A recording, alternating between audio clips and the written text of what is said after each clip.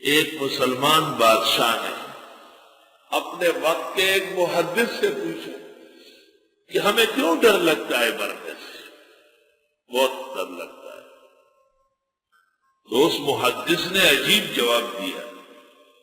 اس نے کہا اخربتم آخرتکم بتعمیر دنیا کو، آخرت تباہ کر کے دنیا بنا چکے ہو، تو اب بنے ہوئے سے اجاڑے میں جا رہے ہو، تمہیں یقین ہے اس لیے ڈر لگتا ہے۔ توبہ کرو۔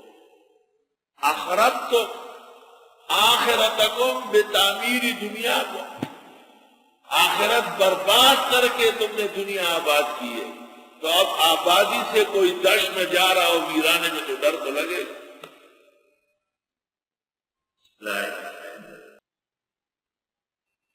قل من کان عدوا لجبریل، آپ فرما دیجئے جو کوئی دشمن ہو جبریل کا، فإنہ نزلہ علی قلبک، بس بے شک اسی نے تو اتارا ہے قرآن آپ کے دل پر بإذن اللہ، اللہ کے حکم سے۔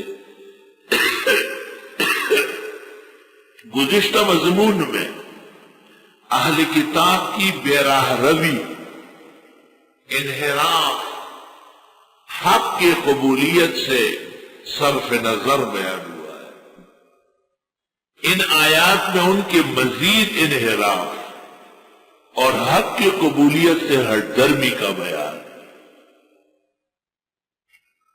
حضرت عمر رضی اللہ تعالیٰ عنہ کسی دن یہود کے مدرسے میں چلے گئے۔ یہودیوں کے مدرسے کا نام ہوتا تھا بیت المدراس، بیت المدراس یا مدراس۔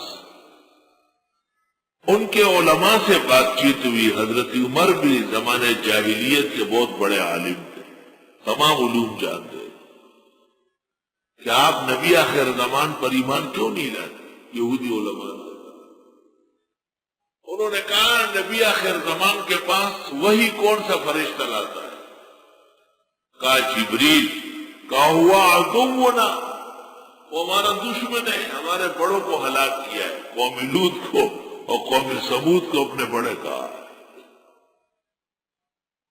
حضرت عمر نے ان سے پوچھا کہ دربار الہی میں جبریل کس طرف ہے اور بقیہ فرشتے؟ یہودی عالم کے منہ سے نکلا کہ دربار الہی میں جبریل دائیں طرف ہے، باقی فرشتے بائیں طرف ہے۔ تو عمر نے پوچھا جو ملک دائیں طرف ہو وہ درجے میں اونچا ہے یا بائیں والا؟ تو انہوں نے کہا دائیں والا۔ جب حضرت عمر نے آ کے رسول اکرم صلی اللہ علیہ وسلم کو واقعہ سنایا تو حضرت عمر کی موافقت میں یہ مضمون نازل ہوا ہے۔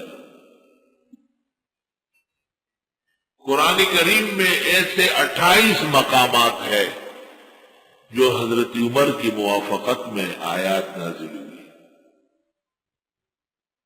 جلال الدین سیوطی رحمت اللہ علیہ نے ان میں سے 18 یا 20 جمع کیے اور ایک رسالہ لکھا ہے، اس کا نام ہے الیانع التمر، پکی کھجور ہے، الیانع التمر فی موافقات عمر۔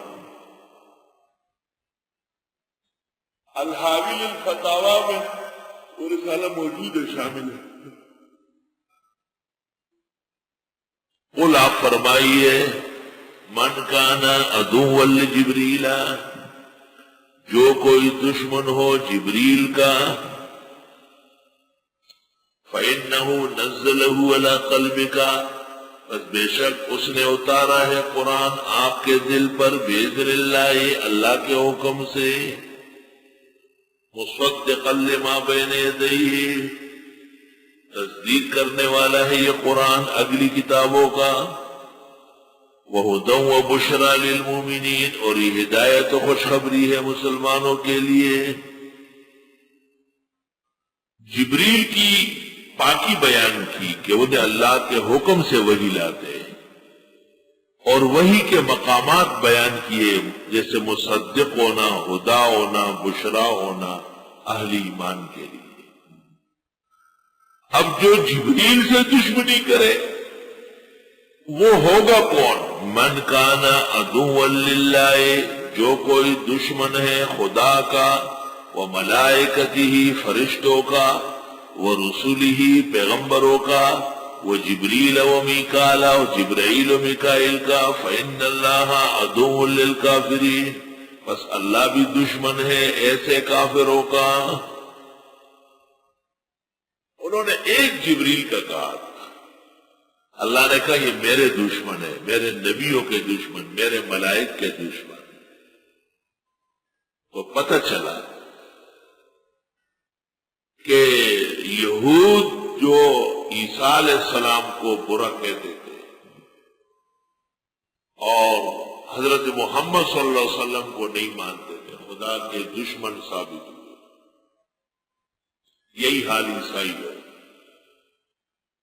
روافض جو حضرات صحابہ کے بارے میں نازیبا کلمات و نظریات رکھتے ہیں، فإن اللہ عدو للکافرین، اللہ بھی کافروں سے دشمنی کرے۔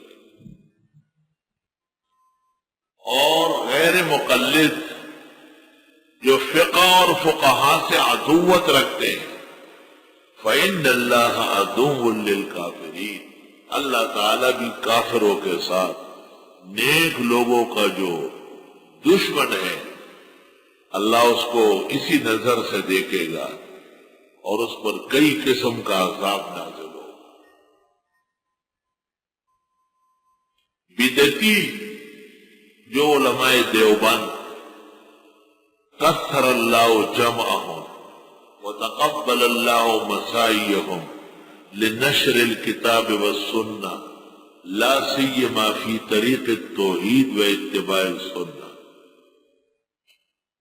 ان کے لیے وسا خطرہ ہے۔